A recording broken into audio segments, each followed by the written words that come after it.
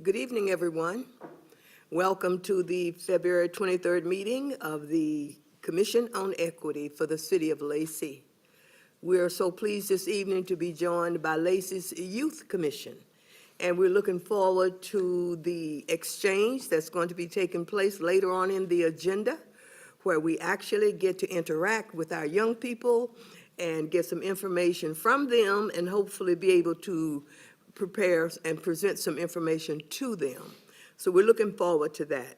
By way of call into order at 5:31, going into the roll call itself, we have a quorum. The commission members present are Makita Hart, Cliff Brown, Annie Clay, Raul Garza, our youth representative, Michelle Ewing, and I, Thelma Jackson, the chair. So with that, we will move with the land acknowledgement. And I'll briefly read that, if that's okay. We, the City of Lacey, are on the ancestral land of the tribal people of the Treaty of Medicine Creek, including the Nisqually Indian Tribe and Squaxin Island Tribe. We acknowledge and remember those tribal people not recognized today who were absorbed or relocated into other tribes for survival. We recognize the ancestors and their descendants who are still here. We recognize and respect the tribal people of the Treaty of Medicine Creek as the traditional stewards of this land since time immemorial, and their role today in taking care of these lands in perpetuity. We recognize and have the responsibility to call attention to the histories of dispossession, forced removal, and abridged treaty rights that allowed our nation, state, and city to develop as they have today. We recommend that community members read the Medicine Creek Treaty of 1854. With that, we'll move to the approval of agenda, previous meeting minutes, and consent items. Is there a motion? I'll make a motion to approve the agenda, previous meeting minutes, and the consent items. I second. Moved and seconded. Any discussion? All those in favor say aye. Aye. Opposed? Motion carries. For our public comment item on the agenda, there are no persons pre-registered to speak by way of Zoom, and there are no written comments that have been received by the commission. There's no one present in the audience who might like to speak with us, and therefore we can move to our inspirational item, and that will be provided this evening by Cliff Brown, our commissioner. Thank you. For an inspirational item, because this is Black History Month, and a significant event just occurred a couple of days ago, and that was the passing of Reverend Jesse Jackson. Reverend Jesse Jackson, I actually met him. He's one of my fraternity brothers, and so I met him at a national convention in Charlotte a few years ago. Reverend Jesse Jackson was an activist. He was a civil rights activist, and he traveled with Dr. Martin Luther King, as a young man, and that's where he learned and exercised civil rights efforts. And one fact is that he was present at the Lorraine Motel in Memphis, Tennessee, when Dr. King was assassinated. And I've had the fortune of actually visiting that museum there in Memphis. Jesse Jackson was a political trailblazer. He was the first major Black candidate to run for president of the United States, and he ran twice. And he was famous for the saying, keep hope alive. He would say that, quite a bit. He founded the National Rainbow Coalition and the Push Excel organization out of Chicago, which he and his family ran throughout his entire adult life. He was also an international figure. He fought against apartheid in South Africa and was one of the negotiators for the release of some of the prisoners in South Africa during his tenure. And he was outspoken on so many events and served as a moral voice for many issues across the country. So he passed away on the 17th, and he was a great man, someone that I admired, and he was a leader from the beginning and throughout his entire life. So with that, thank you. Any comments? Do we have a volunteer for next month's inspirational item?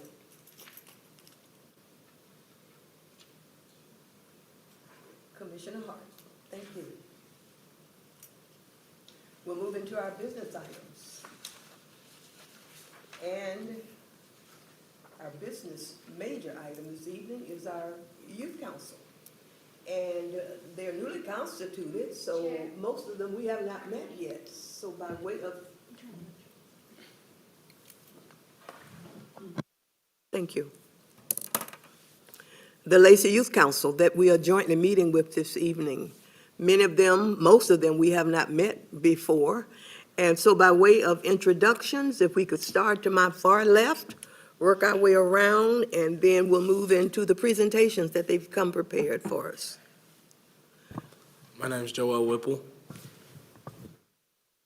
My name is Aryan Kumar. Would you just identify the school you represent, or, yeah, North Thurston High School. thank you. My name is Aryan Kumar from Timberline. I'm Harmony Johnson from River Ridge. My name is Michaela Sane from River Ridge. I'm Luca Freilich, and I'm homeschooled. I'm Dior Trin, I'm from River Ridge High School. I'm Avani Kumar, I'm from Timberline High School. I'm Isabella, I'm from River Ridge High School. I'm Matthew, and I'm from Timberline High School. I'm Caleb, and I'm from River Ridge High School. I'm Hyung, and I'm from River Ridge High School. I'm Michelle, and I'm from North Thurston. I'm Jennifer, I'm also from North Thurston. Great. And I think you know most of us commissioners, but if I could go back and start with you, Raul. Hello, I'm Raul. I'm a commissioner. Yeah, I'm Cliff Brown, Commission on Equity. As I said, I'm Thelma Jackson. Nikita Hart, representing the UAG Commissioner. Annie Clay. And Veronica, one of our staff. Yes, I'm Veronica Hand. I'm with the City of Lacey Equity and Inclusion Program Manager. Thank you. Thank you. And I think the Youth Council is prepared to make a presentation to us as we move into some discussions and some interaction with you. Before we start, I would just like to say that it's a pleasure for us to have another joint meeting with you guys. It's great to see you all again and some new people as well. We have a presentation, and it's called Lacey Through Our Eyes. Okay, this is our 2025-2026 Youth Council. I'm Dior Trin, I'm the youth mayor. We have Isabella Valerio as our deputy mayor, Michaela Pennington as our clerk, Matthew Mandick as our social media coordinator, Luca Freilich as our library board, Aryan Kumar as our parks, culture, and recreation representative, Avani Kumar as our historical commission representative, Jennifer Zhang as our human services commission representative, Michelle Ewig as our commission on equity representative, and then we also have Joel Whipple, Caleb Kim, Michaela Lassane, Shalom Matula, Harmony Johnson, and Hyun Kim as our council members. So what is the Lacey Youth Council, you may ask? The Lacey Youth Council is an advisory board, and we provide feedback to the Lacey City Council and staff from our youth perspective. We have about 15 members from Lacey Public, Private, and Home Schools.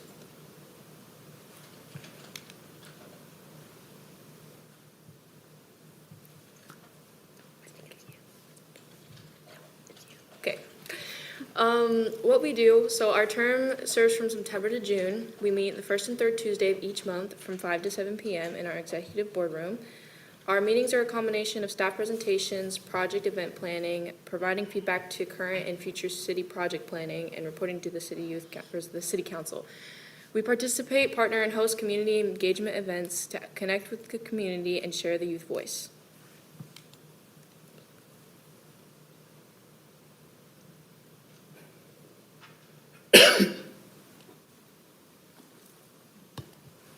At the beginning of our current term, we began with learning about how our local government is structured and organized, how our city is balanced, like the decision-making and who runs the city.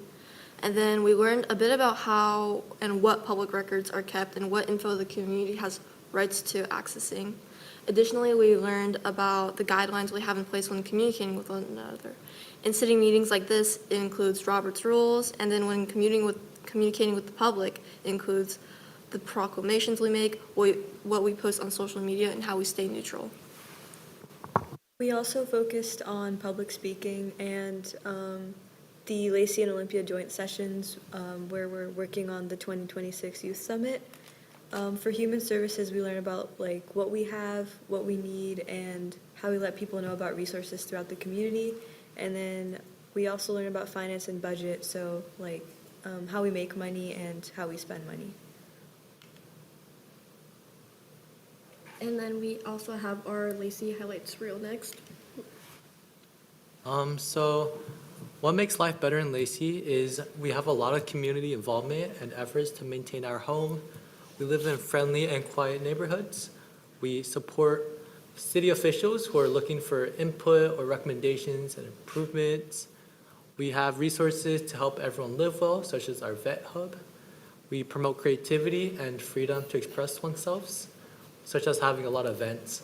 And then we are environmentally conscious and stable infrastructure, making sure like the streets are clean, the just environment's overall clean. We have a bunch of green space and shared places here in Lacey. We have 26 developed parks and trails totaling 1,300 acres. We have clean and maintained facilities, playgrounds, picnic shelters, pickleball courts, fishing docks, disc golf, skate parks, sports fields, and many other things. And some of our favorite places to be is the Rack and visiting events at the Huntsimer Park. We're a very diverse community. Every few weeks at our school, we read the land acknowledgement, and of course, we also read it here. We have a partnership with the Nisqually Indian tribe, and we also host lots of community culture events. Like at our school, we have a multicultural assembly. And we have the Commission on Equity, who we're meeting with today, and we have youth involvement, which is the whole reason this council was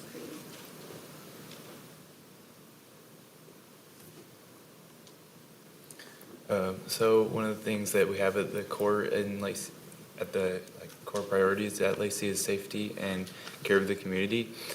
So we have a positive police presence and community involvement, and lots of access to public safety services such as the police, mobile outreach team, community resource unit, and fire stations. We have low crime rates, safe streets with things like pedestrian crossings, clean community spaces, and lots of resources for human services.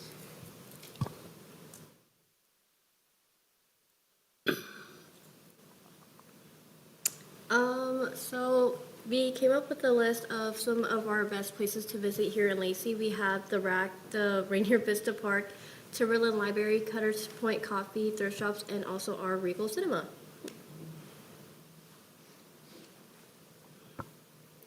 Here are some of our favorite places to eat. Cafe Elite, Jessica's Cafe, Fog and Fern Coffee House, Maggie's Lumpia, La Boba Milk and Tea Coffee, Emerald City Smoothie, El Taco Amigo 2, Homo Cal, Dozone, and then Num Num Stop.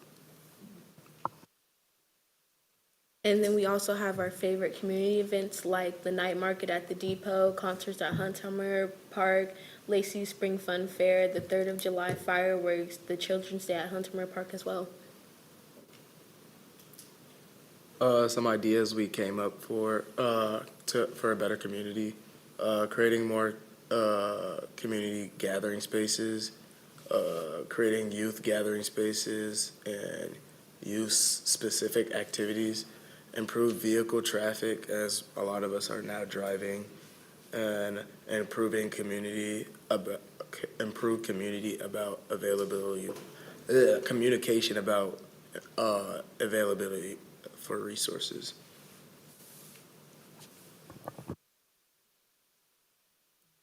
Equity experiences and what's going well. We have collaboration across multicultural clubs, mindful planning around financial inequities, vocational and CTE, educational opportunities, student lead projects, and unified sports.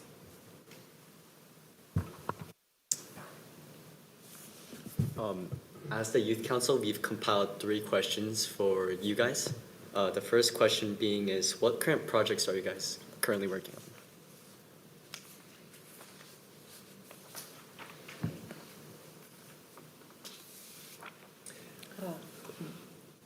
One of the things we're working on is the community connectivity tool, and it is all the resources listed for the communities, different communities, different parts of our communities like LGBTQ, all those resources for Latina community members and education, and so that it will be a huge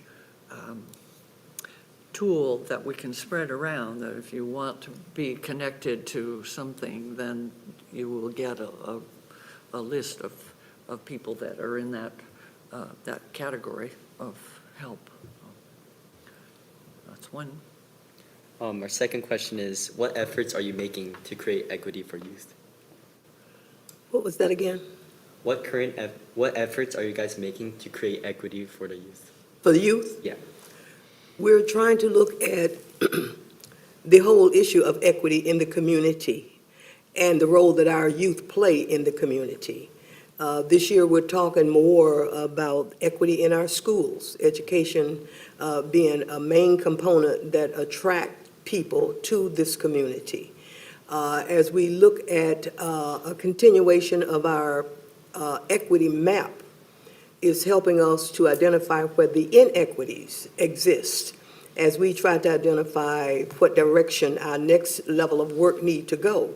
And a lot of that has to do with where are the youth experiencing inequities in the community, not where we think they are, but where the youth are identifying the inequities. And some of the things I see in your list up there, in your recommendations. But the equity map and the inequities that are there for this Equity Council to be moving along. This is our fourth year of existence. And we have our work for 26 and 27 and 28 laid out rather clearly in our 3-year strategic plan.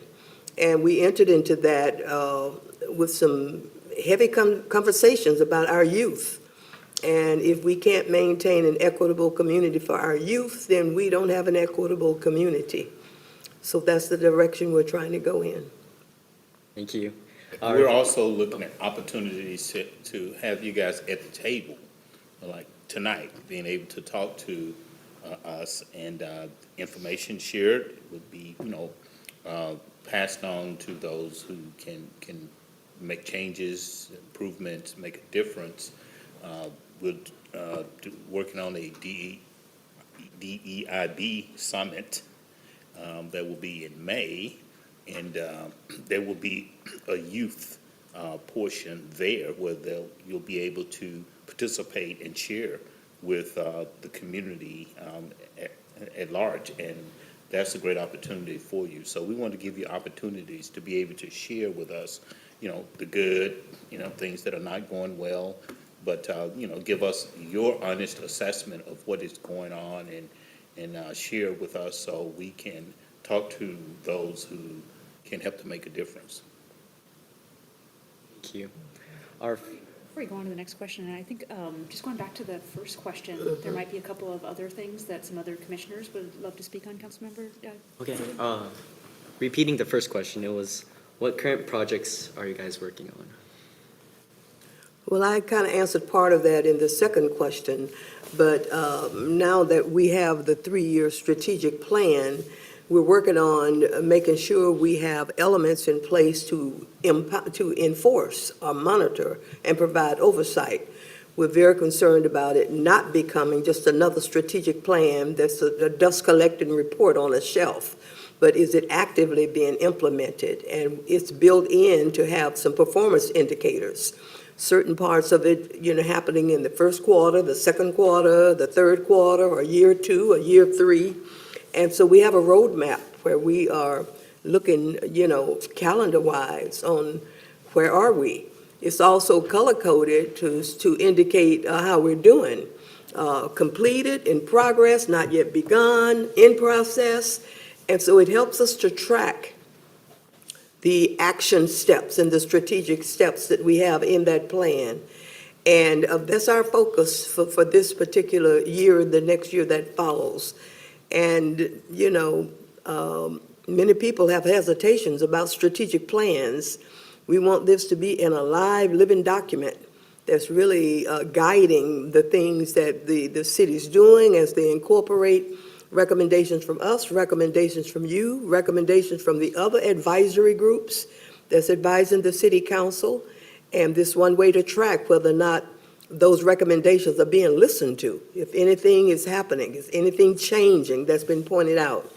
So we see that as the most important task in front of us for this year.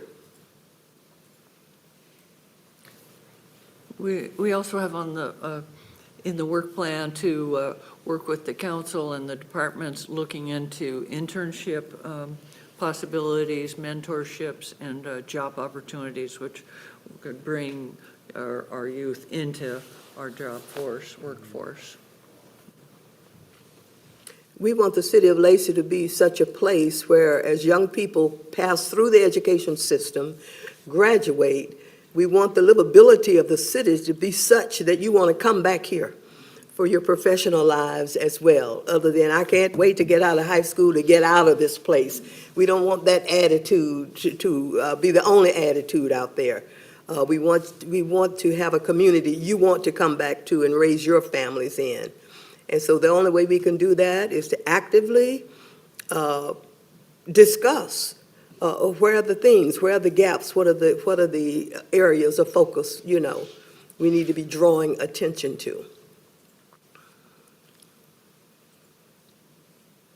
So just to jump in really quickly, the commissioner mentioned our work plan, and so every year, the Commission on Equity puts together a work plan that identifies, to your point of what are the commission working on, everything that they're going to be doing within that year, and we take it to the city council to make sure that it's in alignment with what they're looking for the city council's perspective, and then the city council adopts it, and then we start working off of the work plan to get those items done. So there's a few items identified on here, just to throw out a couple of them that we're going to be also taking a look at. One is we've implemented 2 new programs, our Poet Laureate program and then our Community and Cultural Grant program, and so implementing those. Going to be working on an advisory board process. So you all went through an application process to become part of the Youth Council. We're going to be taking a look at all of our advisory boards and how community members hear about the advisory boards, how they apply for them, what the interviews are like, to see if there's any potential barriers that are stopping community members from participating. We're going to be looking into a community liaison program where we hope to pay community members who are trusted messengers in communities to help with two-way dialogue between communities and the city here moving forward. And that would be, I think I mentioned, a paid position. So those folks would be going out on behalf of the city to get more information, to bring it back so that we can make more informed decisions. Those are just a couple of additional items that this commission is going to be working on in the next year. And we've realized that with the diversity that is a part and the makeup of the city of Lacey, we have communities within communities. And that's where this liaison program comes in, and trying to help get that up and running so that we don't have pockets of our community that aren't being heard, aren't being listened to, don't feel comfortable raising issues of concern and that kind of thing. So we're looking forward to that really helping us improve our across-the-board communication so that as the city moves forward, all pockets of the city move forward together.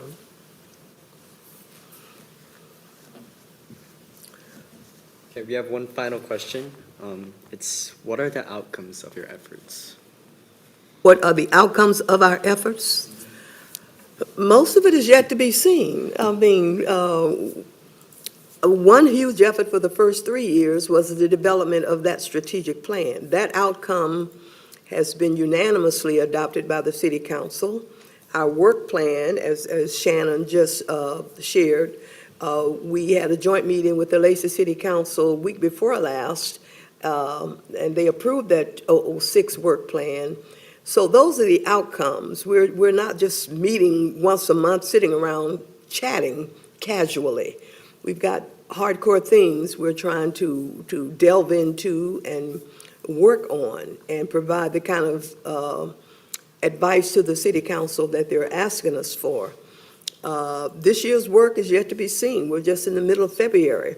And so we'll see come the end of 2006 what's been the outcome of the things we targeted as our work plan for 2026.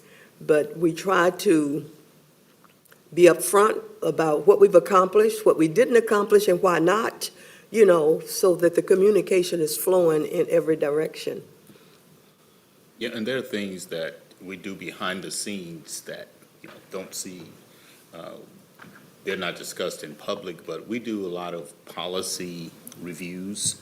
The various departments will come to us with, policies that they've drafted, and they ask for our input. So we help them with the language. We make sure that those policies are inclusive, and we help them to tweak the language sometimes. So that helps the city's, policies, and that the information that feeds into the city's plans to have been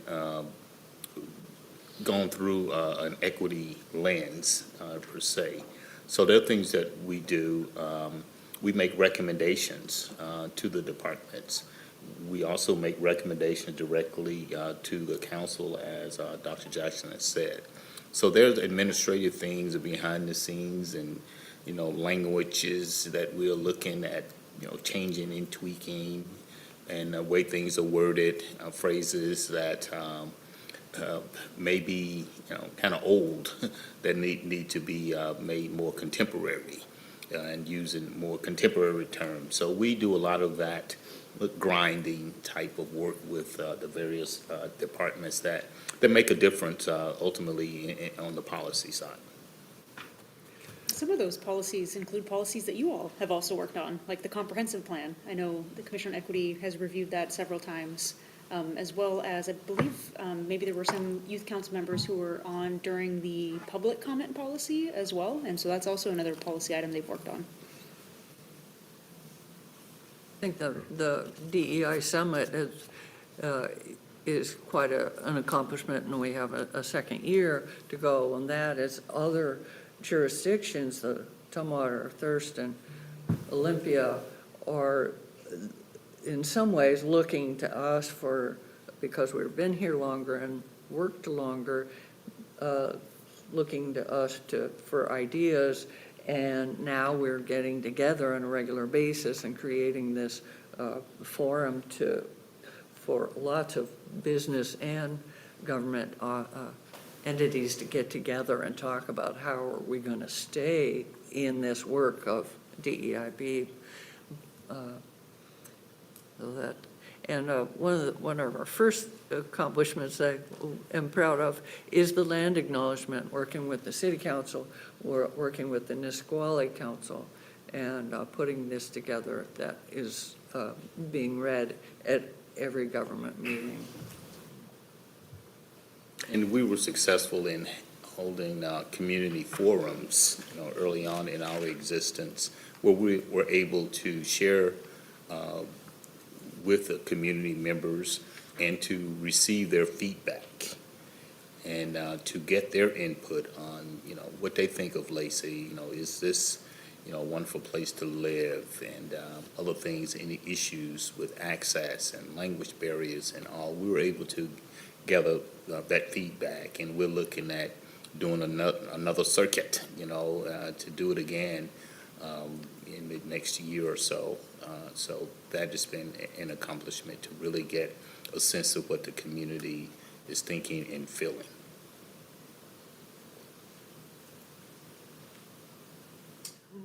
And then you've got the regional meetings that we do as well, and how that came about, starting with a meeting at the, at the League of Women Voters. And from that, they saw how we were kind of leading the charge in the city of Lacey, and they wanted to kind of move in that direction. And so we're meeting quarterly with the other, I guess maybe counties and jurisdictions, thank you, on a quarterly basis to kind of see take a report on all those jurisdictions and what they're doing. And we took the lead at the first one. The second one, I can't remember what area. Thurston County took the lead. And, now you've got the city of Tumwater standing up their new commission and taking the community members into consideration and getting those boards stood up. So that's another thing. We're starting to get recognized for that work that we do. And, it's effective. I think the Lacey Youth Council is taking leadership too. Lacey Council was first, wasn't it? And Lacey Youth Council was first, yes, yeah. Youth I was Council. about to say that, And yeah. others have looked to the Lacey Youth Council to see, hey, what's going on? What do they do? How do we create our own? And I understand you guys have probably met with Olympia and some others that are creating their councils now. Yes. Mhm. So that's an accomplishment to get you guys to represent as well in the county. Any other questions the Youth Council has of the Equity Council? I actually don't think so. Let's see. Oh, wait, I have one more question. So you guys mentioned that you want the people of Lacey to have their group and just to have a group to go to.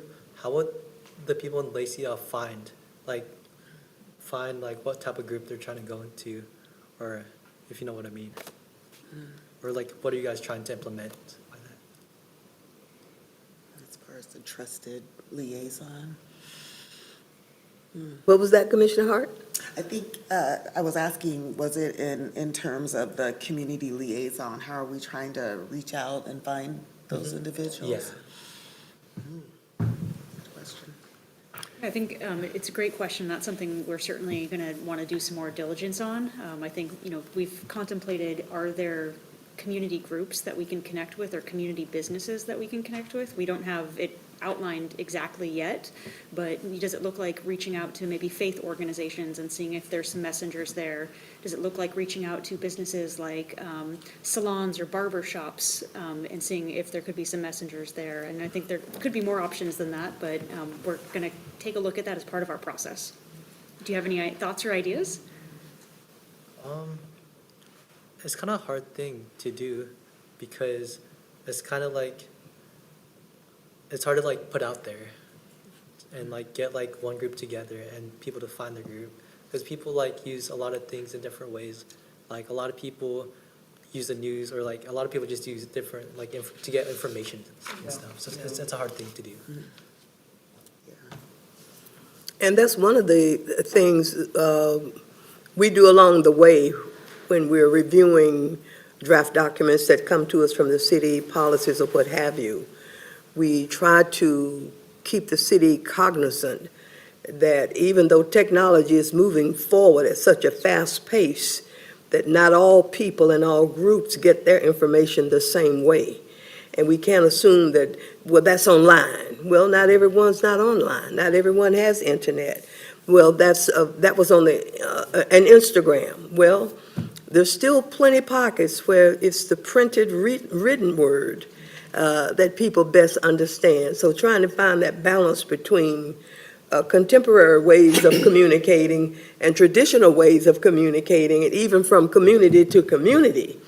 And so that's very difficult when you're trying to balance all that, when you have so many multiple languages spoken in any given community. And so we're always, giving that feedback when we see an opportunity to say, yes, but. It's not either or, but and kind of things. So those are some of the things through our eyes and the constituent groups we represent in the community can bring forward to the council and what we share with the city council. And so we see that as one of our roles, keeping our ears to the listening stones of the people we interact with on a continuous basis. They might say things to us that they wouldn't say to anyone on the city council or in somewhere else. So we feel a responsibility to be a communication conduit as best we can. But people are coming into this community so fast and so rapidly, it's hard to keep up, but we try. Building that trust between different communities and government And I think it's important for you to chime in and participate in those communities within a community. You know, if you're part of a church, or if you're part of a Vietnamese community, or Korean community, or any community, and they have organizations, that you participate in those organizations and share with them. Because when we talk to them, they say, well, our young people are saying this. Our young people are feeling this way. So it's important to share with them as well.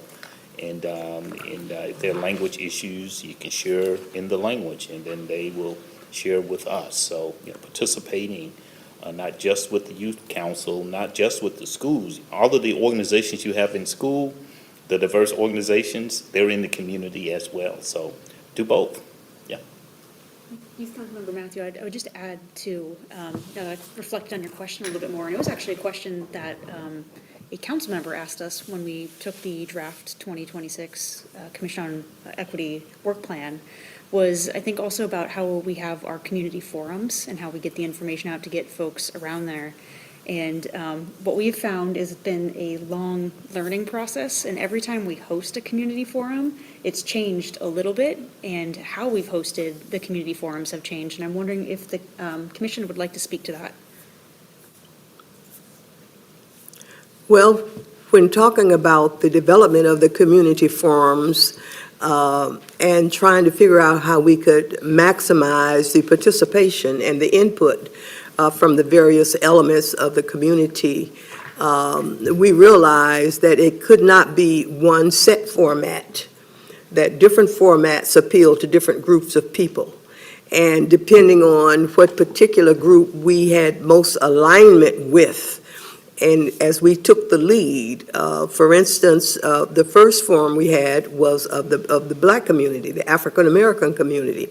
And my being an African American knew that to hold a forum at City Hall was not going to work and get very many Black folk to come to City Hall to be open to express themselves. So we took it to the Black church. And as a result, we had quite a turnout and got quite a bit of information. As we worked with the other ethnic groups, they knew where their groups were most comfortable. And that's where those forums were held. One of the last ones we did was with veterans. We went to the Veteran Center and had a packed room, full turnout, and got input that I don't know if the veterans would have been as open as they were in that setting talking to us. And so we'll take note of what worked and what didn't work and what we need to tweak, and where we didn't get the turnouts we thought we did. Did we publicize? Did we make it known? What do we need to do differently? In addition to social media, we still got to print some stuff. We still got to hand some stuff. And so we'll carry forward those lessons we learned and some of the comments we got at those forums, because we came back and combined all that input and all of that information, trying to identify some common themes that were coming up no matter what the group was, or no matter where they met. And so we want to continue in that vein. But the first lesson we implemented to know that one size does not fit all. And so if the outcome, the hope for outcomes is to have a maximum amount of involvement and participation, then how and where and when should a forum be scheduled in order to maximize who decides to show up? And so it's different for different groups, and we're flexible enough as a commission to recognize that. The city is very supportive of wherever we're trying to take those forums to give us the support we need to make them happen. And so we'll continue, we'll continue. Do you all do a forum where you bring your youth together? Just a free-for-all, speak up, speak out? All your schools coming together as Youth of Lacey? Well, the Youth Summit. Of Youth of Lacey? Big. Yes, you do? And you guys can help us by the way you communicate and invite the young people. Take a look at how we do it and advise us on how to do it better, with the social media, the Instagram and Facebook and all of those things, how you communicate. We do, some social media, but I'm sure not to the extent you do. And those we reach out to don't use it to the extent you do. But there's a way to get more younger people by using the tools that you're accustomed to using. That could be helpful if you just took a look at how we do it and go, if you guys also did this, it'd be more effective. That would be very helpful. And same with all the different outreach. I know when we're at the multicultural fair, we're also looking at other ways that we can reach out to the different communities. And that was one thing that was brought up at the Veterans Forum. And I mean, as a business owner myself, if I'm out and about, I do talk about in my business that I also do this work. So, I mean, don't be afraid to share what it is that you do in the sports that you participate, at school, any extracurricular things, and let it be known that you guys are out there making a difference as well.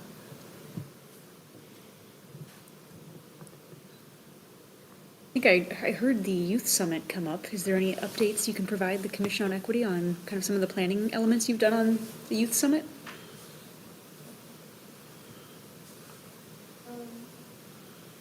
Right now, we haven't had our first meeting. I think our first meeting will be,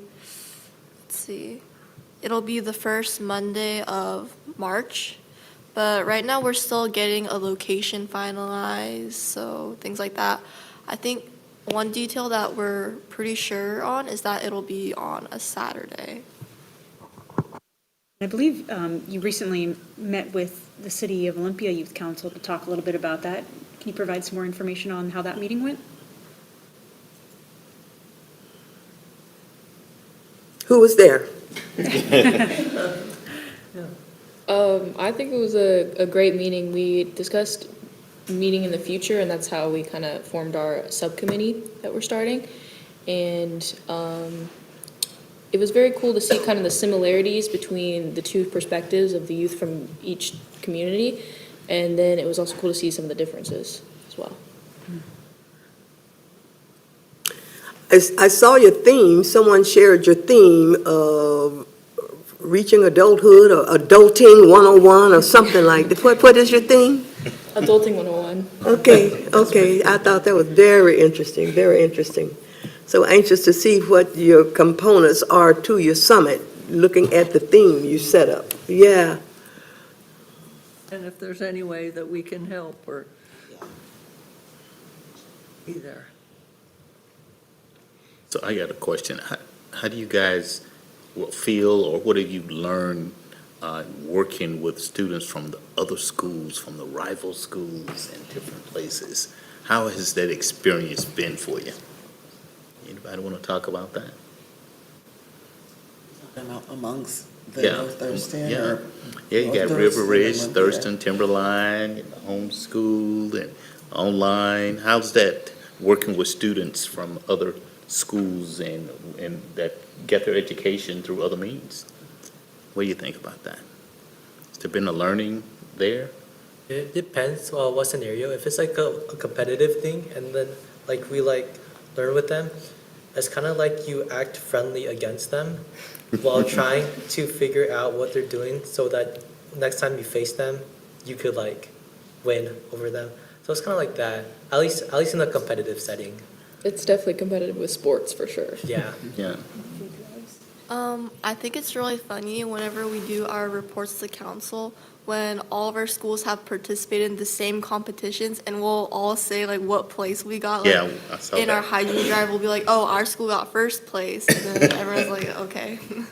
That was pretty funny, yeah. Mhm. Well, we do have plans for small group discussions here this evening on some of these questions. And is there a format set up for that, Shannon? Yeah, so the Commission on Equity saw your questions, and they were like, hey, we should create our own questions to ask the Youth Council.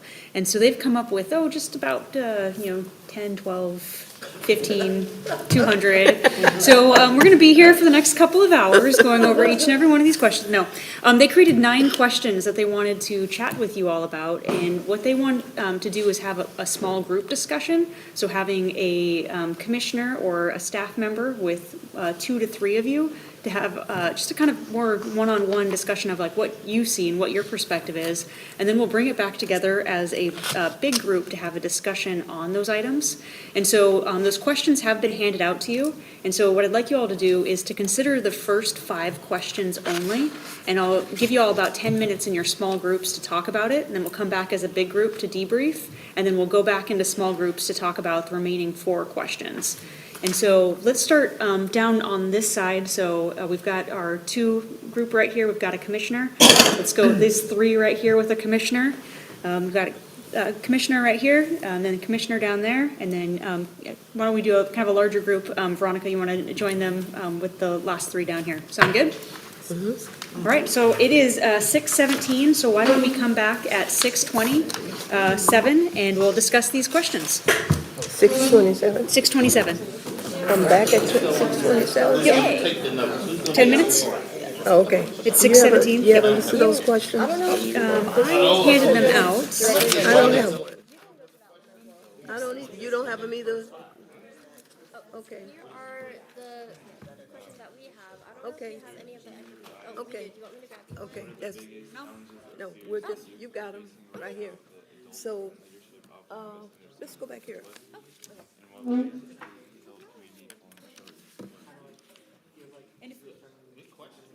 So is this?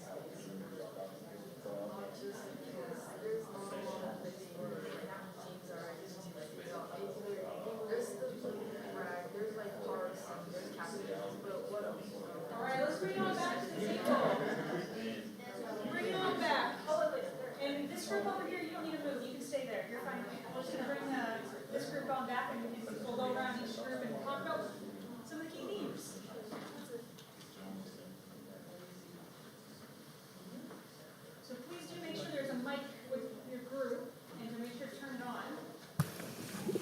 For myself. Would you mind turning that on for us? Thank you.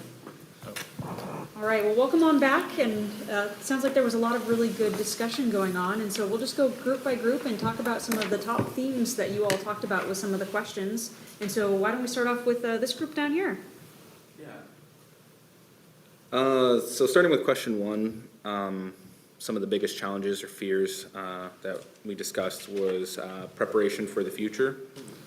Kind of shorthand of it, support within the school, within the steering them in the right direction.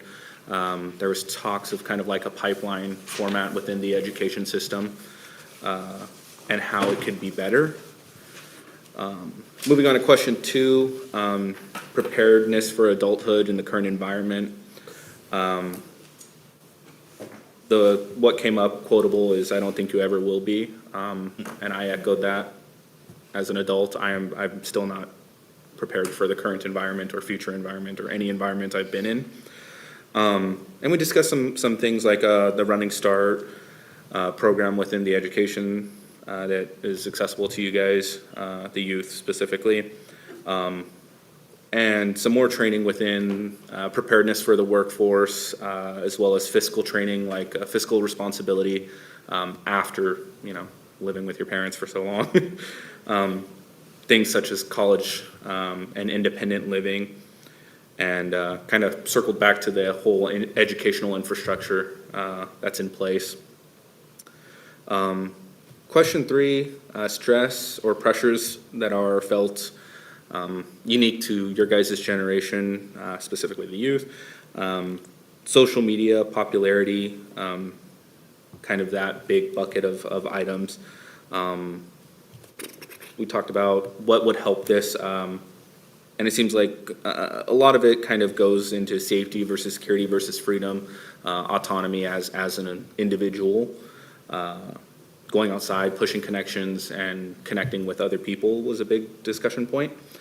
We talked about technology. We stumbled into the discussion of YouTube University, where you can pretty much teach yourself a lot of things independent of school structures or professional or formal training. It really was a way to do things without having an adult mentor teach you a lot of things. Speaking personally, I didn't change my oil until like 5 years ago, and then I was like, I'm not going to pay them to do that, so I just YouTubed it and figured it out. Part two to that, how does it create challenges? There's a lot of validation in that, in seeking validation through social media, through the internet, through that parasocial kind of structure that's there. And we discussed what do adults or parents more specifically misunderstand about these.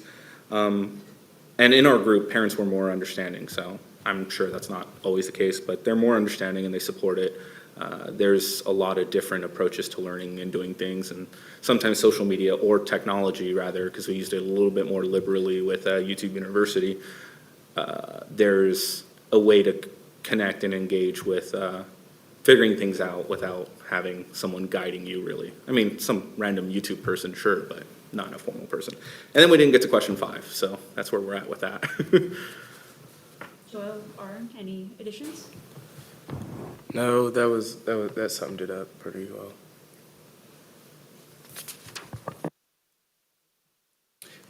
Okay, so our group, the first question,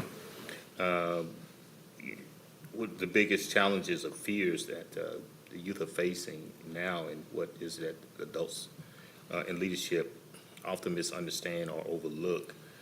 They immediately said mental health. There's so much going on. You got your studies, you have sports, you have other things that you're doing, and it can be overwhelming when you're so involved and you're trying to be the best in each of those areas where you may not have the opportunity to relax or to take time for yourself to re-energize, and where the parents, where the adults what they misunderstand about it is there's a need for that, and there's a need for some mentoring to help you figure things out. Because let's think, if you try to do something all by yourself, you're going to make some mistakes. You may be doing it the hard way. If you have a mentor, they can use their experience to say, hey, why don't you try this? Why don't you organize this way? Or here's a tool, and you guys are used to tools and applications, huh? Here's an application you can use that'll help you, in your planning and moving forward. And when it comes to mentors, all parents are unable to, they don't have the experience to be able to really help you navigate that well. And so mentors in school, and more importantly, outside of school, it could be someone in the community, it could be someone in your church, it could be someone in a community organization that you can talk with that can help you to smooth out those challenges. The other question is, do you feel prepared for adulthood in the current environment? No. Simple as that, no. What kind of stress or pressure you feel that are unique to your generation? They talked about technology, and AI. AI is new, it's coming, it's growing, it's going to be very much a part of your professional life, and I don't think there's anything you can do about it but embrace and figure out how to use and work with AI. Here I am, I'm past 40 years old, but I use AI, I use ChatGPT. Now, I've learned to use it. So if I am using it, I found a way to use it, I'm sure it's going to be very much a part of your professional life, going forward. So AI is going to definitely be a challenge that's be unique to your generation as you enter into the workforce, or college and into the workforce. Technology, social media, how does it help you, and how does it create challenges? Several things here. One, it helps with connections. My buddy here, he homeschools, so the technology is a must, for him. It allows him to be able to connect with others. He talked about students in Tacoma and other locations that are part of his program that doesn't physically meet with them, but he does through, technology. So that, in helping to build relationships, with others. As we observe, our young folks talk a lot on the phone. They don't talk on the phone. They text and do all of that stuff and use social media. It's not a lot of face-to-face, it's not a lot of pick up the phone and have a conversation. So that's, so technology allows you to do that, and that's a way of life, for you. Sharing of information, of course, is very important. If you're going down a path, if you have a challenge, or something you're trying to accomplish, the technology is there for you to look into, to work with and to learn. And then finally, priorities for the year, school, sports, in that order, and looking forward to college, or what you're going to do after high school. So the whole research on college, am I going to go to college? If the answer is yes, is it community college? Is it technical college? Is it senior college? Those decisions have to be made. So over the next year, those who are juniors and all, they're looking toward starting to look at that and do that research. And also more community involvement over the next year. Work with different organizations and groups, being on the youth council, those types of things helps build relationships, what we adults call networking. So that can be helpful as you move forward and as you graduate. That's it. Anything you want to Harmony, add? Michaela, Luca? Any additions? Okay. Well, our little trio had some interesting exchanges over here, going back to the first question. They too thought mental health was a real critical issue, and the lack of resources for young people in the community in need of mental health services, that it barely exists in the schools, that the counselors the schools have are more academic in nature, not the kinds of issues, and students don't approach the counselors with the real issues facing them because they don't feel as though the counselors are equipped to help them with their mental health problems. So mental health resources was the first thing they both said. Youth voice is not honored. That youth have a lot to say and a lot of input and a lot of suggestions, but they don't feel as though we adults listen to what they have to say. They talk among each other, but they don't tell us what's really going on in their heads and their hearts. And so they'd like a youth voice to be better honored by adults in the community. Curricular shortfalls for preparation for adulthood. And this is what's bringing about a lot of fear and anxiety. College and what you're going to do after high school is just one aspect of the kinds of things they are concerned about and are fearful about. What's it going to be like to be an adult? How equipped am I? And talk about the one elective course you might take in high school on personal finances or whatever, but it falls way short of the kind of fears and anxieties about becoming an adult. And so the shortfalls in the curriculum for adulthood preparation. Do you feel prepared for adulthood in the curriculum? The answer was no, just a quick no.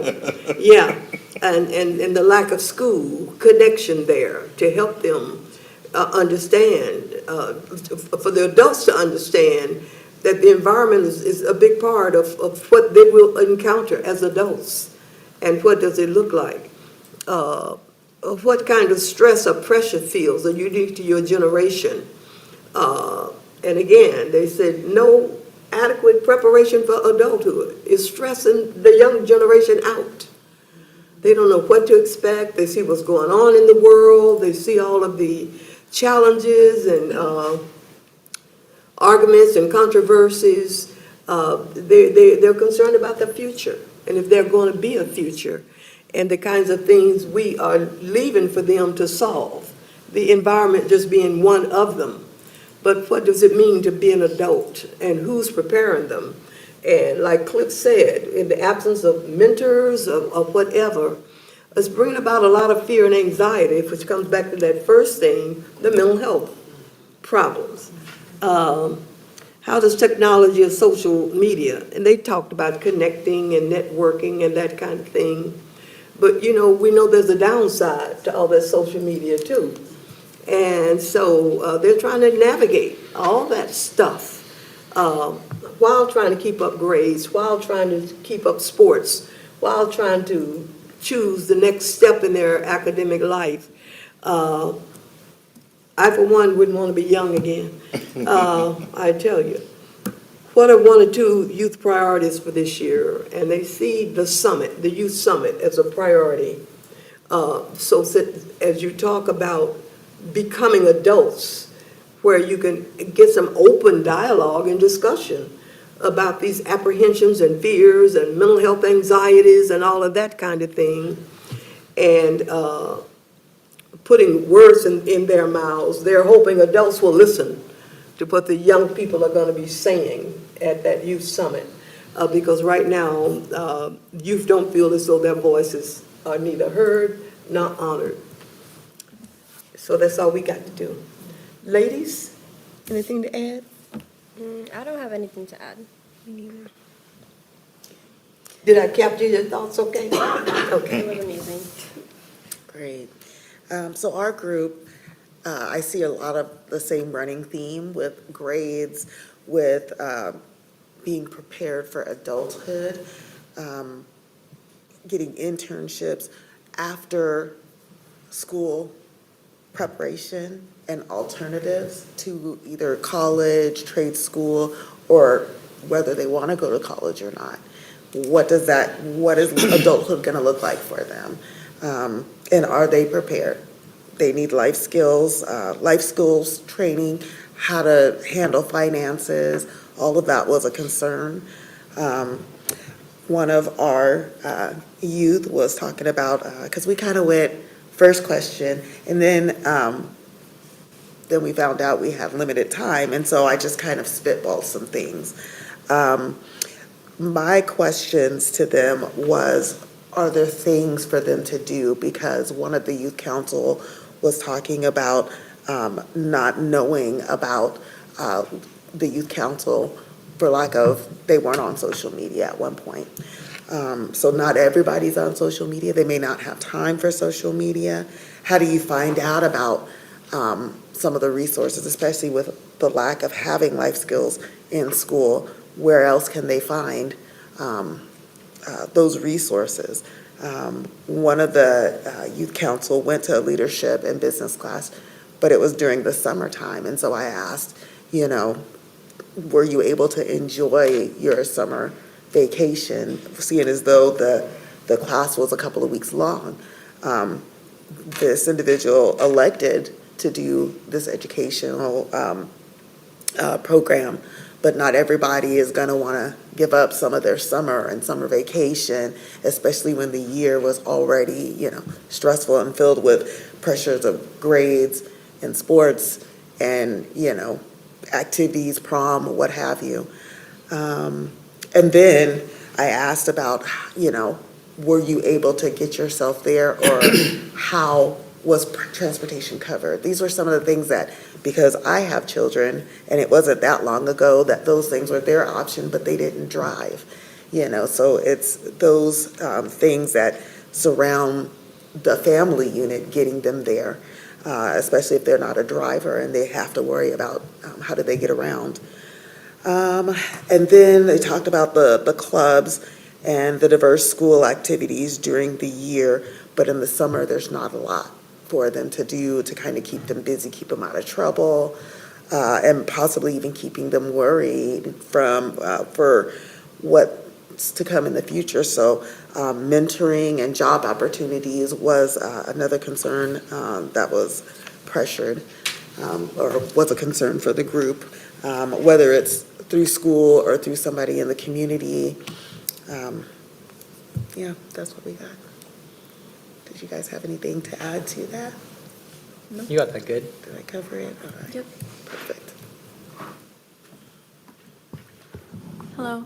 We answered questions 1 and 2 together. So some of the biggest challenges and fears that youth are facing right now, we're we're aware of the state of the world and we're concerned because we have this plan set up for what we're going to do after school and after college, but we're not sure if that's applicable to the future because of all this tension that's building up. And we also go to school and we're doing all these assignments and we're not sure if we should pick a career path of passion or prestige because we do all these assignments and it gives us a negative outlook on school and learning.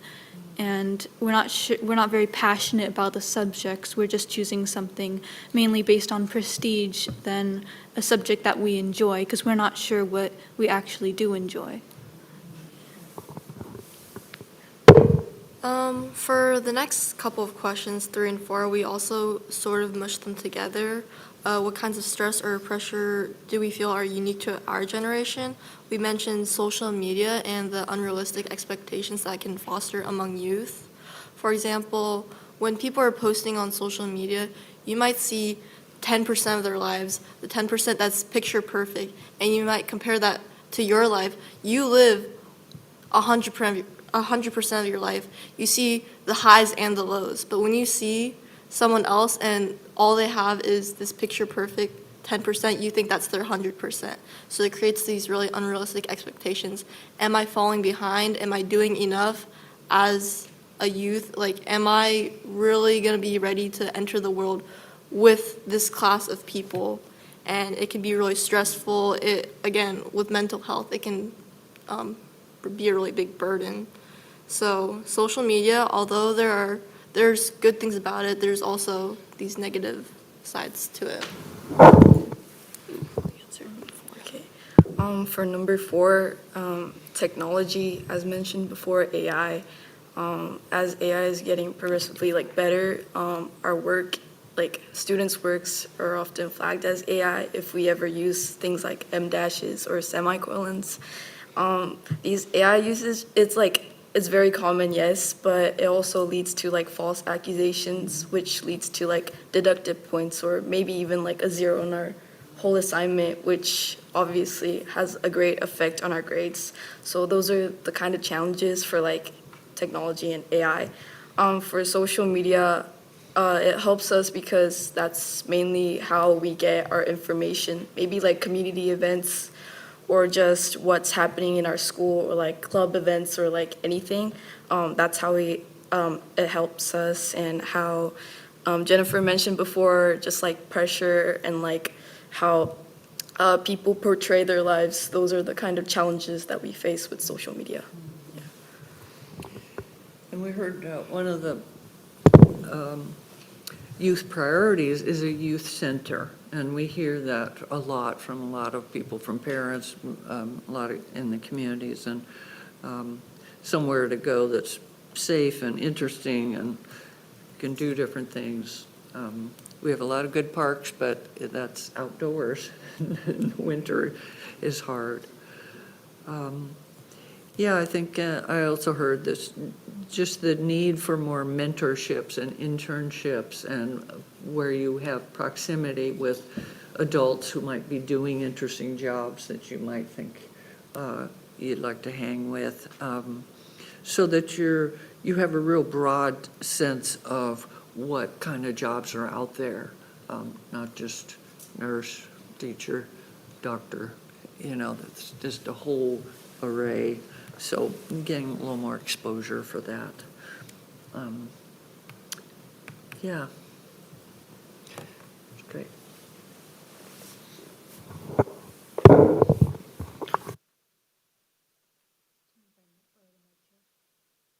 Can I borrow your mic, Chair? Oh, sure.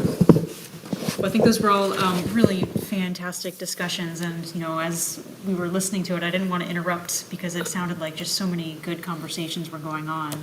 And the great thing is you all going to get the opportunity to go back into small groups and talk even more about the rest of the 4 questions and maybe 5 questions for some of the groups that didn't get to quite to the end of their questions. And I think it would be great when we come back to hear some youth report outs on the next set of questions. So it is 6:55, so why don't you all take another 10 minutes? We'll start there, and we'll check in at 7:05 and see if you all need more time at that point before coming back as a group. Great.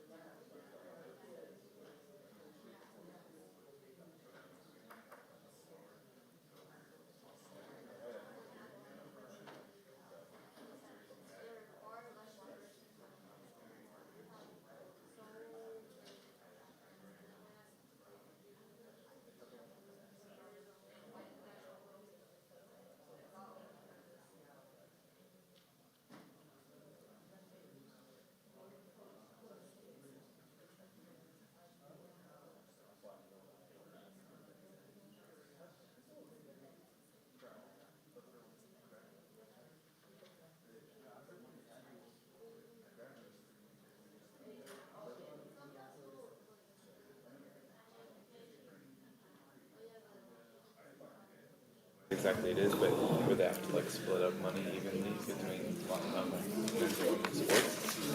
And the women's sports rowing is actually pretty.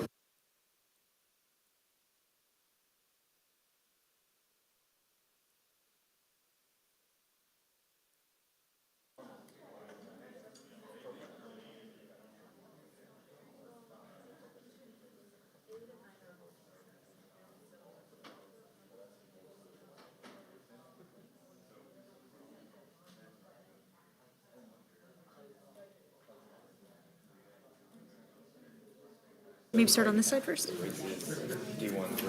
Can we draw our discussion to a close and get ready to hear the sharing from how you dealt with the remaining 4 questions there? And the youth are going to report out for us, not the commissioners this time. Why don't we start from that end this time? Question 6, what does meaningful youth participation look like to us? We were discussing that in situations like this, having structure to share our thoughts and ideas is very helpful. Like in other situations where we might just be thrown into the deep end and they're like, okay, just speak. It can be really intimidating, and having small group discussions like this before we return back to the larger group gives us a lot of confidence to speak our own minds. It makes it more approachable. And then we also mentioned like spaces within our schools. Like there are certain, like there's clubs and they all have officer positions, and a lot of times you see students who are preparing for college and just trying to bulk up their resumes. They may run for many positions and then not really put much effort into them. They just use it for the title, and that can be really frustrating when it takes opportunities from students who are really passionate about something and really want to apply themselves in a certain area. And yeah. Okay, and then number 7, what are the best ways to communicate with our youth about topics, issues, events, and employment opportunities? So I actually had a poll. So I went to a student council meeting at my school, and we recently had a hygiene drive, and we asked everyone how they found out about the hygiene drive, and everyone said Instagram specifically, so social media in general, but Instagram specifically. But I know some students check their email more frequently than Instagram, so email also works. And if you send information to schools, they'll put it on their morning announcements. So morning announcements, emails, and social media all works. For numbers 8 and 9, I actually think Lacey is very good at making every group feel heard. Our schools all have like clubs dedicated to certain groups like BSU, AAPI or API, and like assemblies like multicultural assemblies and like community events like multicultural celebration. So things like that, I feel like our city of Lacey is actually like really good at representing each group and making each group feel heard. So I don't really have anything to add to that. Good. What they said. Caleb? Yeah.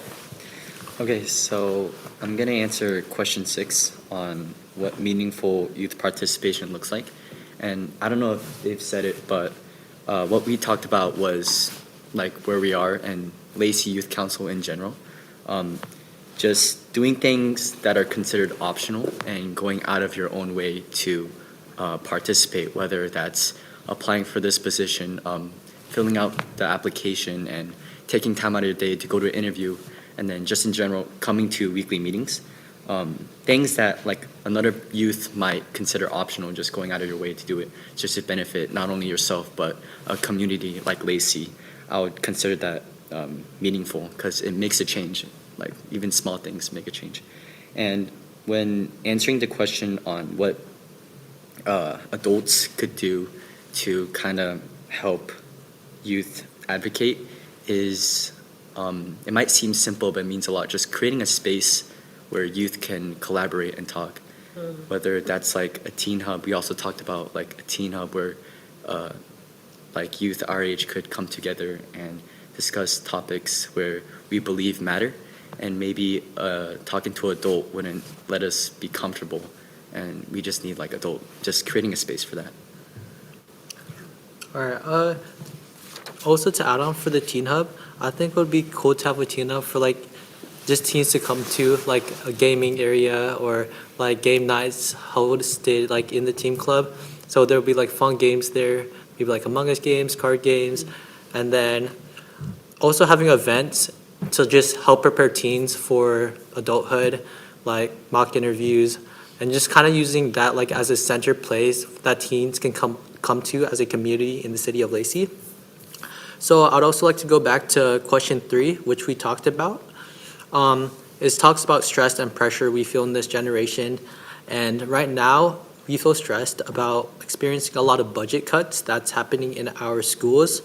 For instance, Running Start at SPSCC, we're getting a lot of cuts for Running Start, such as we're reducing credits Running Start students can take, meaning some Running Start students for the 2026 to 2027 year won't be able to complete their degree. We also talked about sports from our schools, such as we're having to use old gear for sports and having to fundraise for these. And also, a lot of our AP courses are getting cut or just removed because of the lack of teachers, interest of students attending these AP courses. So just a lot of like schooling is we're having trouble with that issue.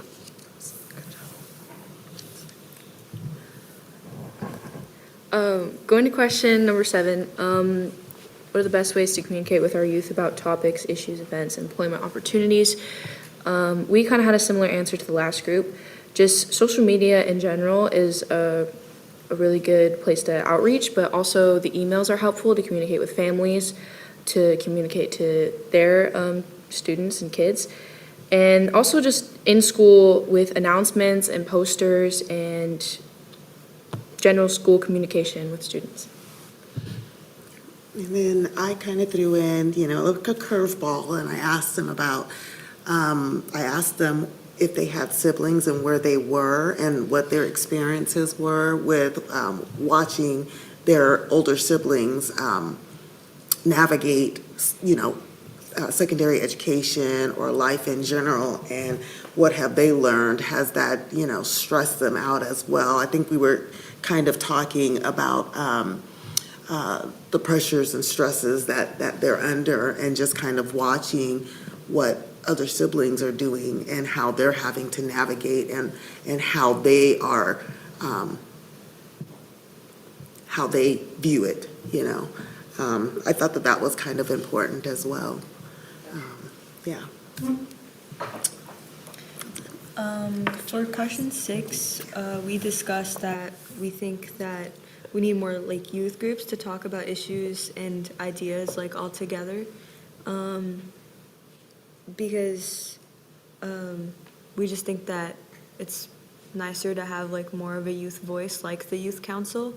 And then with this, we think that adults can help create the groups, so like helping us like and creating space for us to have these groups as well. And then we also talked about like having a place with youth resources, so kind of like a youth center where there's just going to be a whole bunch of different resources for all of the youth across the community.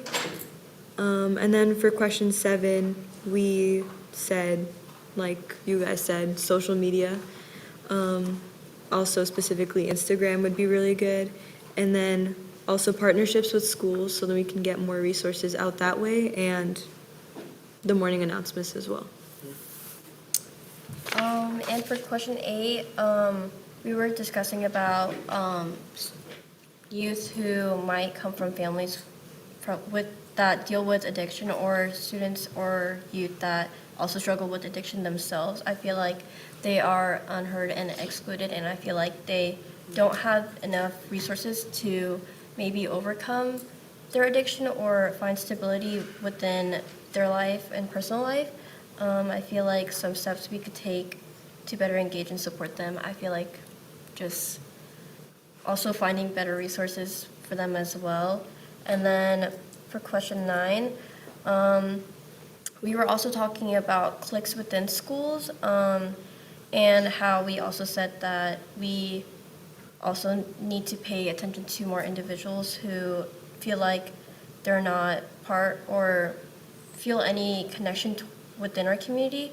We were also talking about how schools try to put out like events that students might find engaging, but they don't want to go to the events and because they don't have like friends to go with or they feel like they're not comfortable.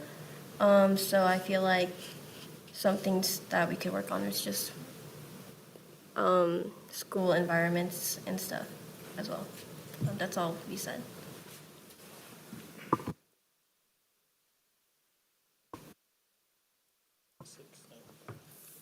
For number 6, we talked about how meaningful youth participation looks like actually looking at the issues in your community and trying to change them.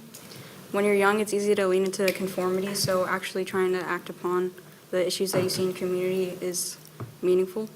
And also small group conversations with peers and mentors, even if it seems small. And what we need from our elders and decision makers is more opportunities like the Youth Council and more opportunities to talk in meetings like this and commissions like this.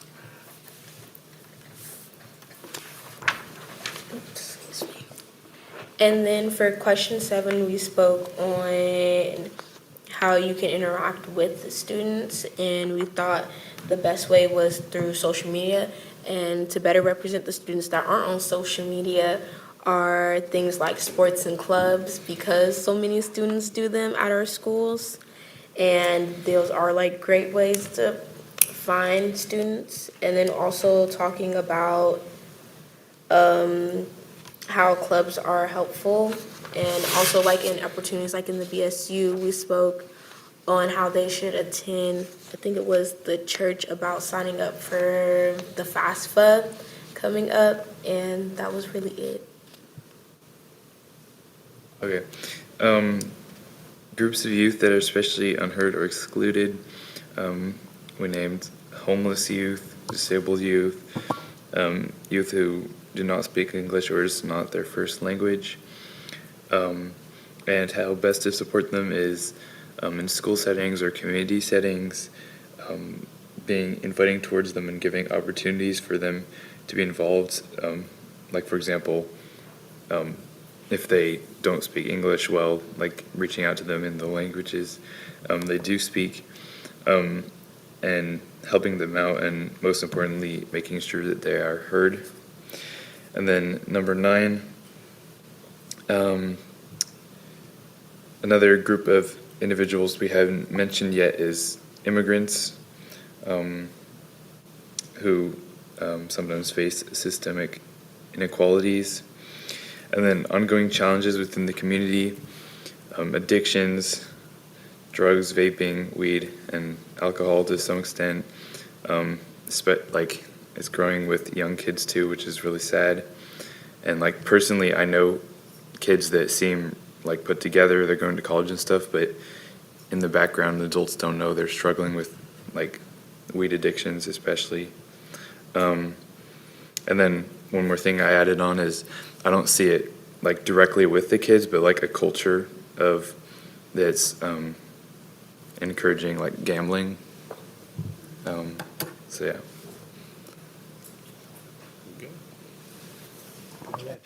For my group, me and Joelle kind of talked about for question 6. Meaningful youth participation is just contributing and promoting ideas for the youth, like the Lacey, the Youth Council, and like running clubs and stuff like that. And not just that, we feel like just saying yes or no to ideas and not following through and not actually actively doing something is what's not working. So working on that. What we need from elders and decision makers to advocate for us is don't tell us what we can't do and tell us how or what we can do, and don't set a boundary saying like, oh, you guys aren't able to do this. Like, let us, in the decision making process, let us figure out what we think we should do first, so then we just have an open mindset the entire time. For question 7, some ways to communicate with our youth about topics and events is obviously through social media like Instagram and stuff, but also to like tell people with influence in schools, so like class officers, ASB leaders, club leaders, stuff like that. And question 8, I think some people who are probably excluded or unheard, honestly, most of the times that I've experienced this, I feel like they speak up if they're excluded. And sometimes people who say they're excluded, you do something about it, but then they kind of just let it go and they just don't really care anymore, which doesn't really help because it just shows that, oh, you can say you want this to change, but you're not going to participate in the change, which kind of sucks, but it is what it is. And then honestly, for number 9, it's kind of hard to identify any issues because I feel like Lacey does a good job.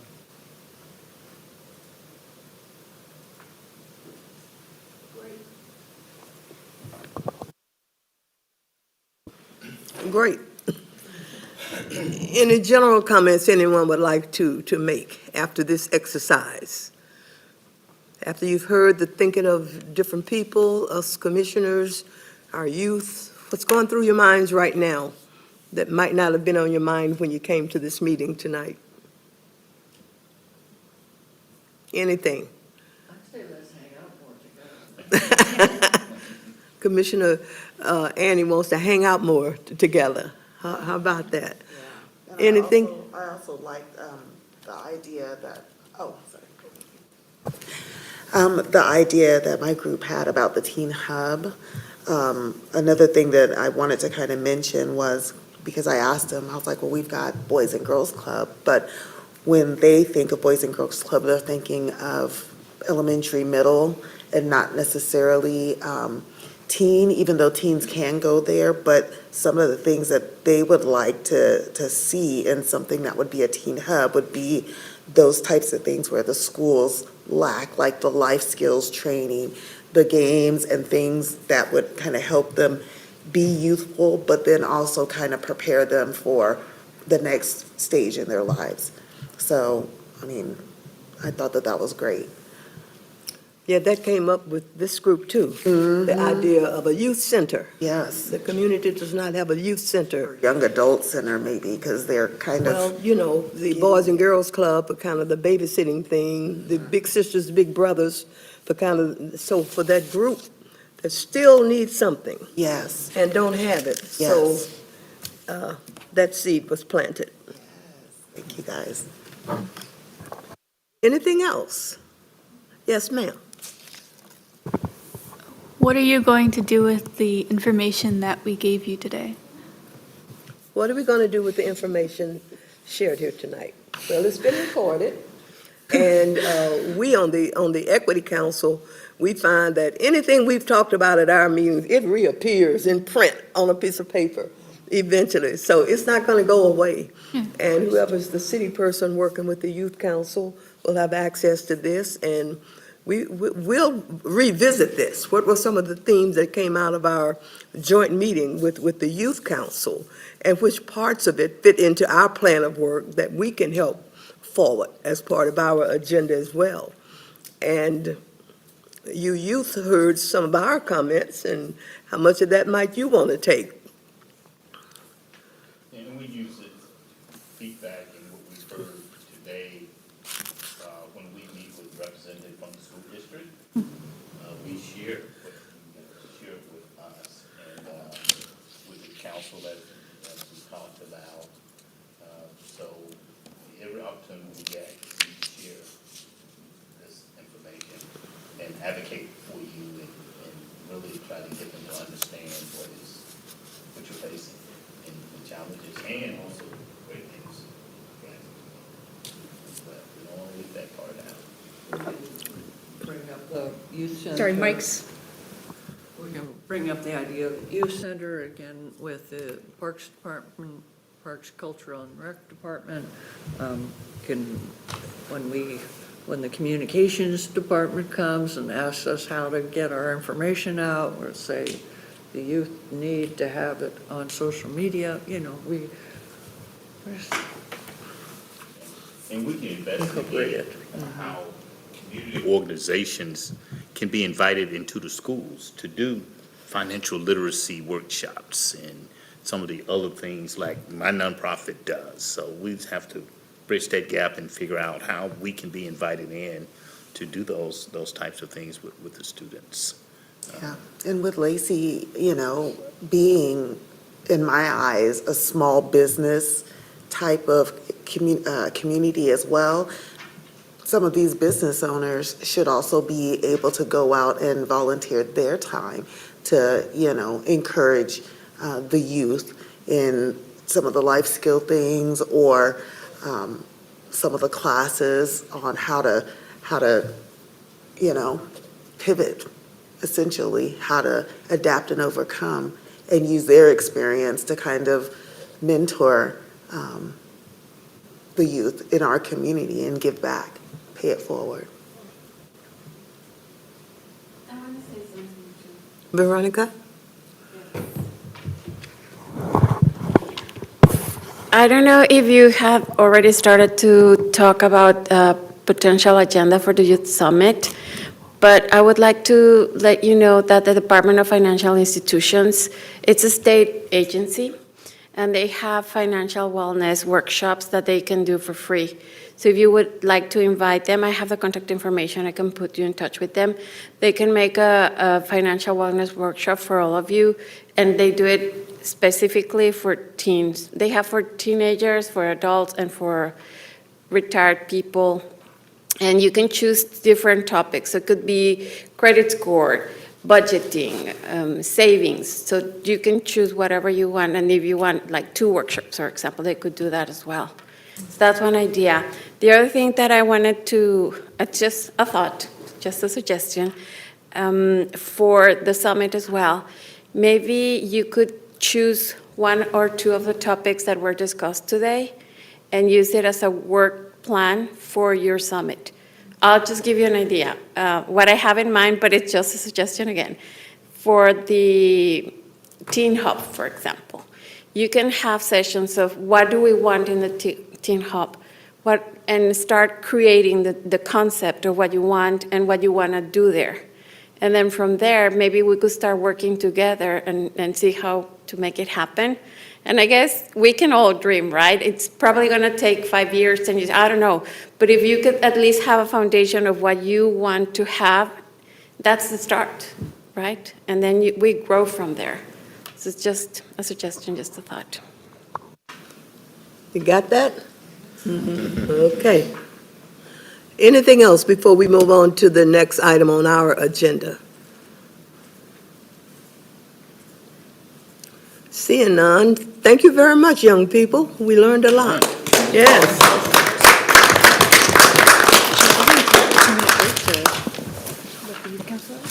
Yeah, good suggestion. Let's take a 2-minute break and give the youth council members a chance to leave if they need to. This is a school night for you. You need your rest, your sleep. But thank you for coming. Thank you for the thoughtfulness you put into this gathering. And we look forward to the next time we come together and communicate.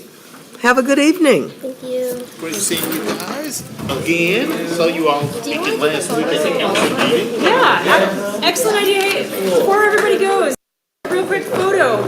So if everybody could come over here, we'll grab the photo. Where are you going? We'll just right over here. Let's grab a photo.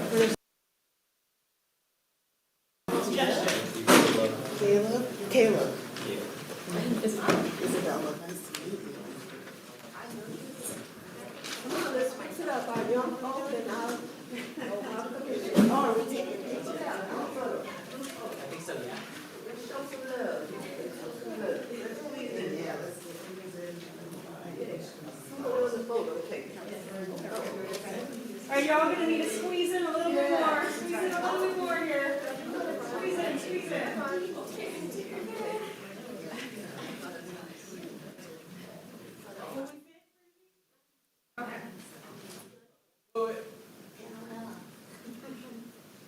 right, 1, 2, 3, go. All right.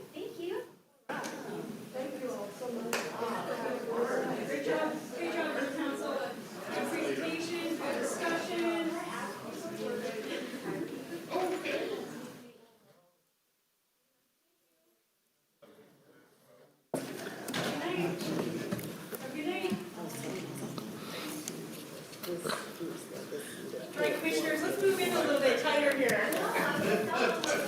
Who's, this your purse? Yes. Okay. Thank you. I didn't want you to leave it. Nice seeing you. How about this? Thank you, Mayor. Was this the city's? Yeah, it's ours. Oh, okay.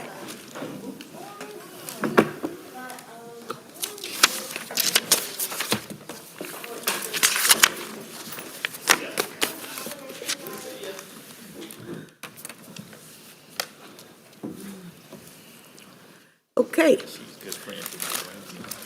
That takes us into item 8, our commissioner reports. Any reports come from any commissioner tonight?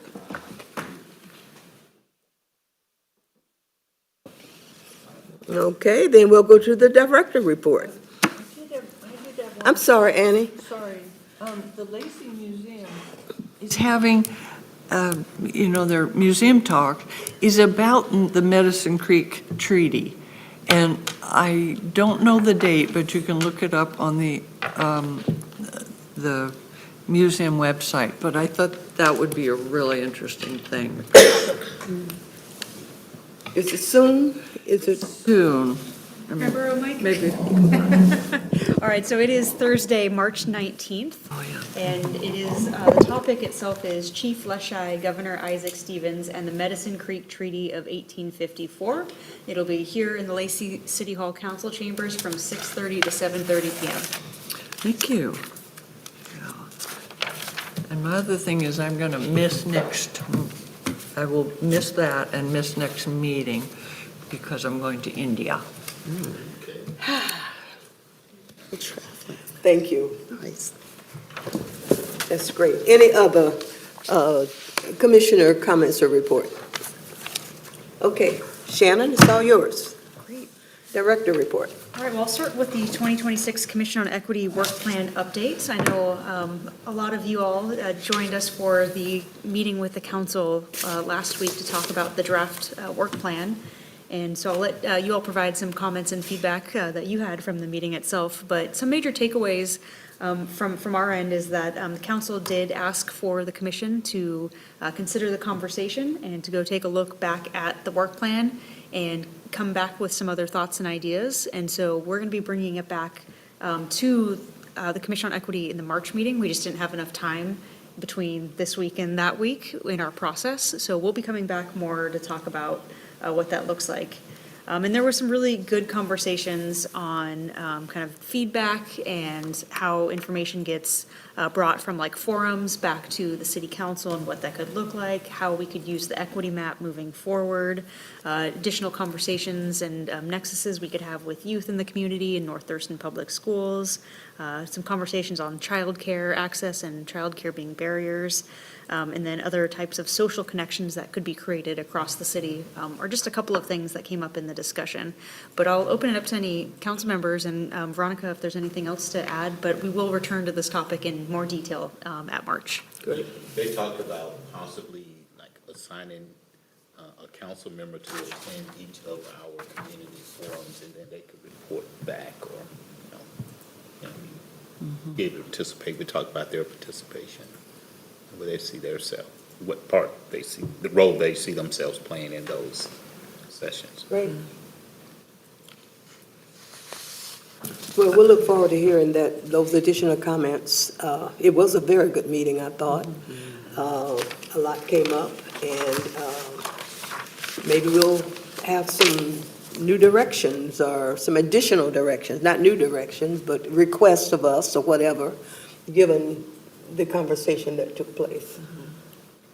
And I think they made it clear that, we should use our creativity moving forward, and just really think outside the box and just bring in some new and different and bold ideas. Yes. So, yeah, it's a great challenge. I love it.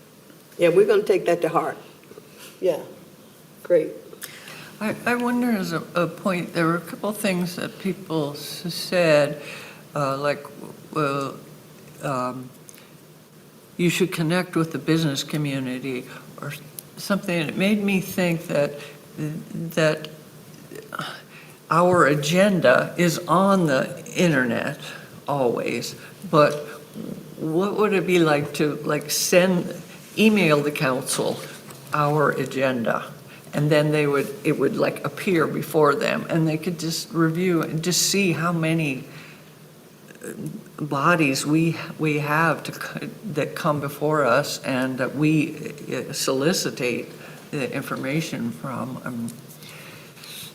Yeah, I think it's a really good point, and that was, again, one of the conversations was on that feedback loop. And, one of the great things about actually the program we have with our meetings is you can subscribe to the meetings you want to subscribe to and get notifications via email anytime there are new publishings. Yeah. So, for example, a community member could go, hey, I'm curious, council member, commissioner, could sign up for this and say, I'm curious about the Commission on Equity, and I'm also curious about, let's just say, what happens at the Historical Commission. Yeah. You can sign up for both of those and get notifications when there are updated agendas. So the council could sign up. You could, yep, Yeah. yep, and any community member could as well. Yeah, Yep. okay. But I think those are, some questions for us to explore in future Because we conversations. want them to really know what we're up to. And one thing that I've been toiling with Cliff. since the meeting Oh, you got a mic? Okay. is, we talked about, say, maybe doing something in the community that allows, say, community members to meet the city council, to meet department heads and members and things like that, interact in like a social setting. And I know money's an issue, but like, what are the rules on an organization or organizations sponsoring that type of event?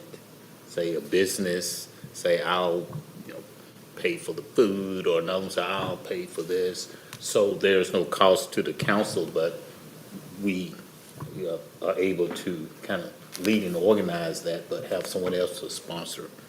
I don't know the rules on private or other organization or businesses sponsoring an event where you could come out and meet your city council and others. Yeah, no, and I think it's a really good question, Commissioner, and again, those are the types of things that we can take a look into more, right? And, groups can always invite council members, commissioner members to, participate in events that they're holding and maybe they're sponsoring, right? So that's an option, but we can certainly look to what could be possibilities for kind of that more formalized in the future. Thank you. Item B? All right, item B, I'll hand it over to Veronica just for an update on some of the diversity, equity, inclusion, belonging Thurston Forward Summit planning. Very quickly, not much to report. We're still working on the budget. We're still working on the final budget, list of sponsors. We're still defining how many sponsors and how much money are they going to be able to help with. And we're also finalizing the program. The program for Saturday is very solid. Friday, we want to dedicate, it's been changing and changing and changing, but the last permanent decision will be that we're going to have a working session with the tribes. So right now, we're reaching out with the tribes. I'm having lunch with one of the tribal members on Wednesday to see how we can work with them, but we don't want to impose an agenda or an idea or a suggestion. We want to hear from them, what would they like to do with us? And then we will, based on that, create the agenda for the Friday session. So that program for that day is still open, but we will have it ready in the next week and a half, 2 weeks. What do you hope to accomplish with that Friday session with the tribes? Well, we haven't done really much with them so far. So first of all, we want to have a first approach. We want to hear from them, see what their perspective is about interacting with the city, what their challenges are, what gaps they have that also match ours, and then see if there are ways that we can work together. But we really want to hear from them first, because we can have many ideas of things that we would like to do with them, but we want to meet them where they're at and what they want, and not us come with a proposal or an idea. So I know it's still a little bit, open in the air, but we want to give them that space and that power. Are they going to be like a keynote speaker, or do we have a keynote speaker for the DEIB Summit? We have two potential keynote speakers. We're still waiting for confirmation.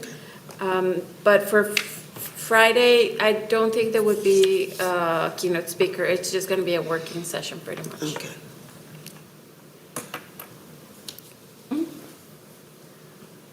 All right, if there's no other questions, I'll move on to item C, which is the night market event update. So our Community Economic Development team has been working really hard with our contractor Sway on the night markets, and they have created their lineup of events and nights.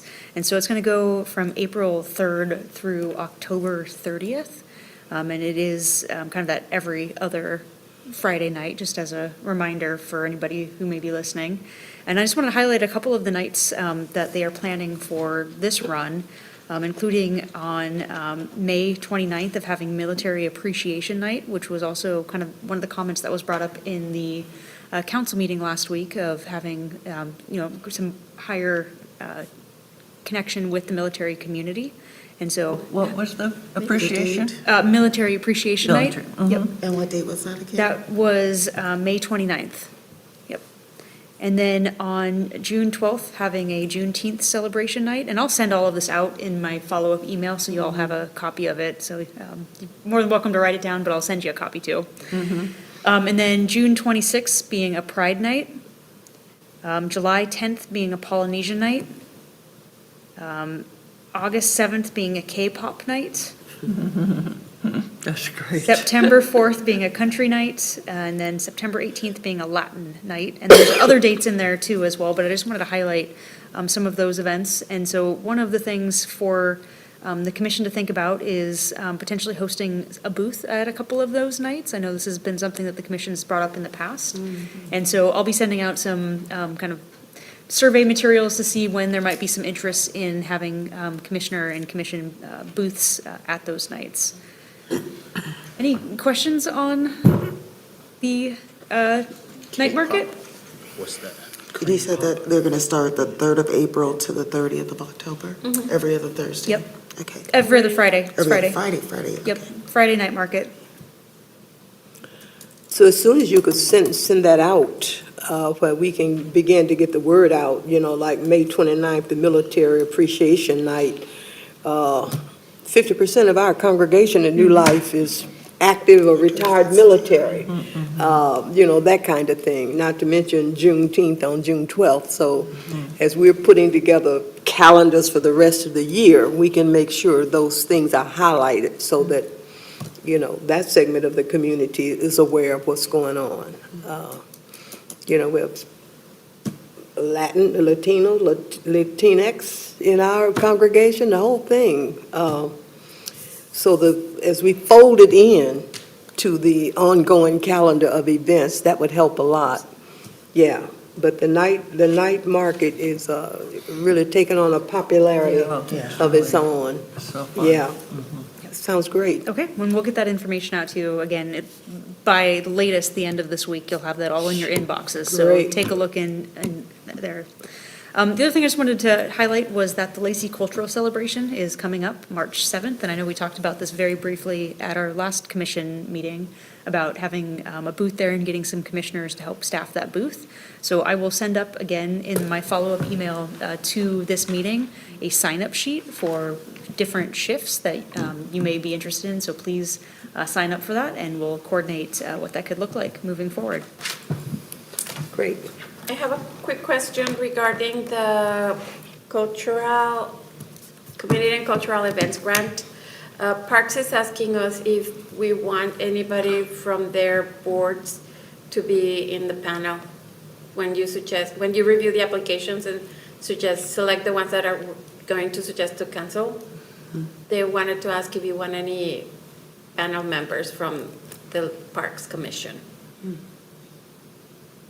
I didn't follow that question. Any of us? So for the If grant- we want them on the Yeah, panel? so for that grant, it's closing on Friday the 27th, so it's close. And once it's closed, we're gonna print out the applications and show them to you so that you can I thought you already knew that part, sorry. So you can just review them and then select the ones that you want to suggest to the council to approve. I got you. So for that selection process, before it goes to the council, they're asking if you want any panel members from the Parks Board to help you with that process of selection.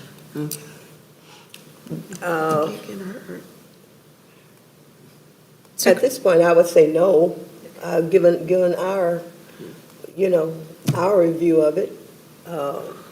I'm not exactly sure how that review process is going to work and who gets it first and who looks at that and who passes, as you can see, that caught me by surprise. If the Parks and Rec or the Parks Board aren't going to see them all, if that wasn't one of the steps, then I would welcome Parks. Sometimes they might be involved because an organization with the grant might want one of our parks to do it at or whatever. Who is taking the lead in those grant review? Sure. In that grant review process? Yeah, so I think. Is it us? So great questions. And I think, so Veronica can explain kind of the grant process here in just a second, a little bit more. But to answer your question, it's yes. So the recommendation will be coming out of the Commission on Equity. And so Veronica was asking if involving, one or two members of the Parks, Culture, and Recreation Advisory Board could be helpful. And I'll just let the commission know that we'll likely be reviewing these applications at the next meeting, which is in March. And at the same time, this commission will also likely be reviewing the Poet Laureate applications.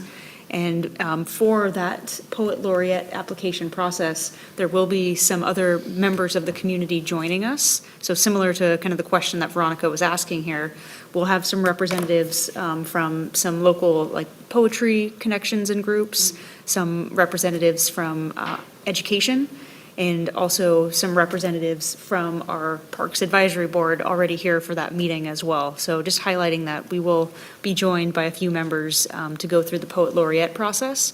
And then the question Veronica was asking was, having them included in the conversation too with the community and cultural grant. And have a say, or just kind of give, a general advice to us? Are they advising us maybe what they're looking for, or what role would they play in being here and reviewing? Would they give a suggestion or advise us on what they would be looking for, or reviewing it themselves and having a say in selection? Is that what's happening with having them? So what was mentioned to me is that at some point in one meeting, there was a mention of them potentially contributing with the review. So that's why they were asking, but it's really up to you. Some of the events, because they're all in Lacey, some of them will take place in Lacey Parks, but not all of them. I think, Commissioner Hart, to get to the answer to your question of this group ultimately makes the recommendations, and they could help provide additional information and perspective based on their background. Okay, that makes sense. I was curious, what their level of engagement would actually be, but that makes more sense. Thank you, Shannon. And so I've heard from two commissioners. Are there any other thoughts on that question? I don't have any problem with some representation of that group. I just needed some clarification on, how this review application process was going to take place and what role and what responsibility did we have. That was what I was. Yeah, I apologize. I thought that you already knew about that. Yeah, I just have one question. Let's say 15 applications come in. Will someone look at those applications to see if they qualify? Yeah, we will be doing that. And only those that qualify will come to us? Yes. Good. Yes. Great. And are we going to have a rubric? The first barrier. Right. Or is that rubric going to be the part that kind of filters out the 15 down to, a smaller grouping so that we can make a decision from there. So I'm gonna review all of them to make sure they all qualify. And then once we identify the ones that qualify, those are the ones that we're gonna present to you. And then based on that, you will choose which ones you wanna suggest Yeah. to the council, and based on the funding as well, the funds, because we only have $25,000. And some of them, several of them are asking for 5,000 from what I've seen, some 2,000, 2,500, but most of them the 5,000. And we can review up front the purpose of those grants and the kinds of things we hope to see coming out of them.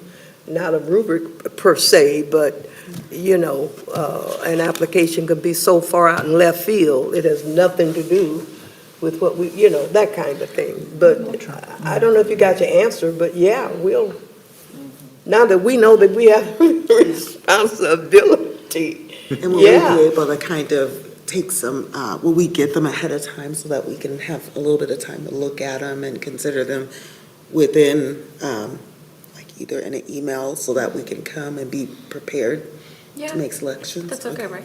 Yeah, so, Okay. yeah, commissioners, we'll, like, Veronica was just mentioning, the application process is closing here pretty soon.